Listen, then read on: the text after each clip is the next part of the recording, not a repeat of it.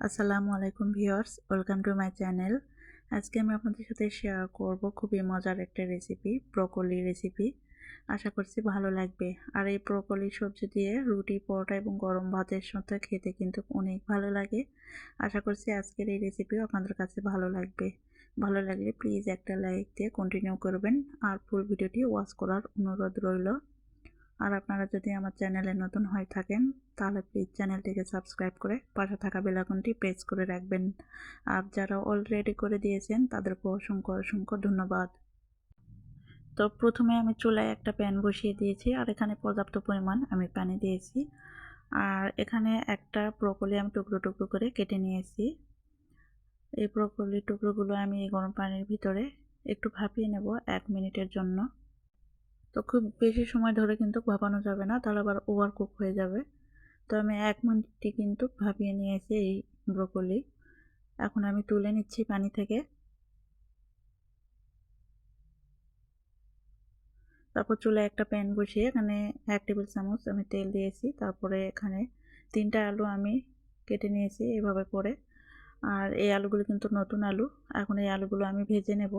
এখানে হাফ চা চামচ দিয়ে দিলাম লবণ আর হাফ চা চামচের থেকে একটু কম দিয়ে দিচ্ছি হলুদ গুঁড়া। এখন এই আলুগুলো আমি ভেজে নেব নেড়ে চেড়ে। তো আলুগুলো কিন্তু একটু ভালো করে ভেজে নিচ্ছি, একটু লালচে কালার হয়ে আসবে সে পর্যন্ত আমি আলুগুলো ভেজে নেব। আর এইভাবে ভেজে নিলে রান্না করলে কিন্তু বেশি ভালো লাগে খেতে। আলুগুলো কিন্তু ভাজা হয়ে গেছে, এখন আমি তুলে নিচ্ছি আলুগুলো।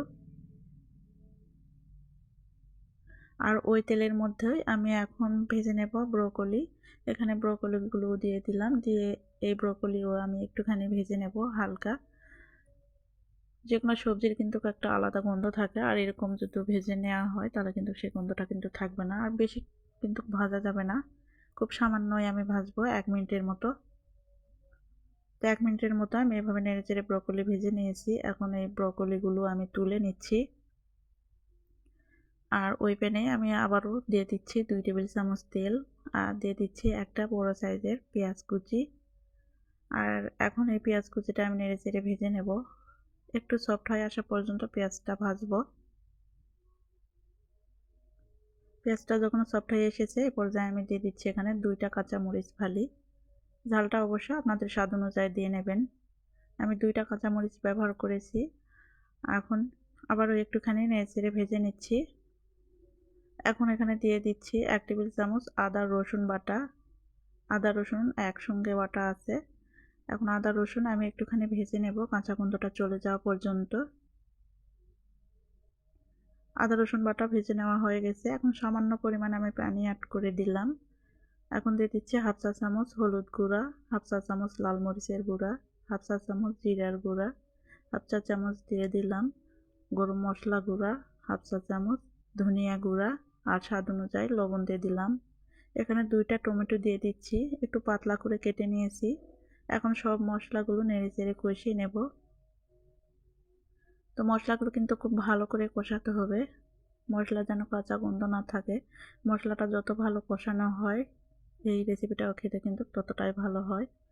তো মশলাগুলো খুব ভালো করে আমি কষিয়ে নিয়েছি। যে পর্যায়ে তেল উপরে উঠে এসেছে সে পর্যায়ে ভেজে রাখা ব্রোকলি আর আলুগুলো দিয়ে দিলাম। আর দিয়ে দিলাম 2টা গাজর আর অল্প কিছু মটরশুঁটি দিয়ে দিলাম। এখন এই মশলার সঙ্গে সব সবজিগুলো একসঙ্গে একটুখানি নেড়েচেড়ে মিক্স করে নেব।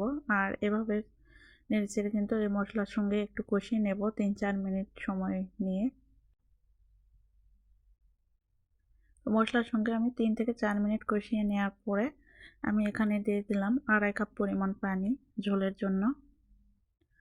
খুব বেশি কিন্তু ঝোল রাখবো না, একটু ঝোলটা কমিয়ে আসবে রান্না করার পরে। এখন নেড়েচেড়ে নিয়ে ঢাকনাতে ঢেকে আমি 10 মিনিট রান্না করে নিলাম। 10 মিনিট পর আমি ঢাকনাটা তুলে নিলাম। সবজিগুলো কিন্তু খুব ভালোভাবে সেদ্ধ হয়েছে আর ঝোলটাও একটু কমে এসেছে। আমি এরকমই রাখতে চাচ্ছিলাম এই আজকের এই রেসিপিটি। এই পর্যায়ে আমি কিছু ধনিয়া পাতা কুচি দিয়ে দিলাম। ধনিয়া পাতা দিয়ে ঢাকনাতে ঢেকে আর 1 মিনিট আমি রান্না করে নামিয়ে নিচ্ছি।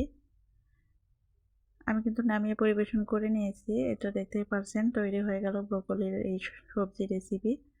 দেখতে কতটা কালারফুল লাগছে, দেখতে যতটা সুন্দর হয়েছে খেতেও কিন্তু মাশাআল্লাহ অনেক মজা হয়েছিল আজকের এই ব্রকলি রেসিপি। আর এই ধরনের রেসিপি দিয়ে রুটি, পরোটা এবং গরম ভাতের সঙ্গেও কিন্তু খাওয়া যায়, অনেক বেশি ভালো লাগে। আশা করছি আজকের এই রেসিপি আপনাদের কাছে ভালো লেগেছে। ভালো লাগলে প্লিজ লাইক, কমেন্ট, শেয়ার করে দেবেন বেশি বেশি করে। আর এইরকম নিত্য নতুন রেসিপি পেতে আমার চ্যানেলটিকে সাবস্ক্রাইব করে পাশে থাকা বেল আইকনটি প্রেস করে রাখবেন। আজকে এখানেই বিদায় নিচ্ছি। সুস্থ থাকবেন, ভালো থাকবেন। আল্লাহ হাফেজ। আসসালামু আলাইকুম।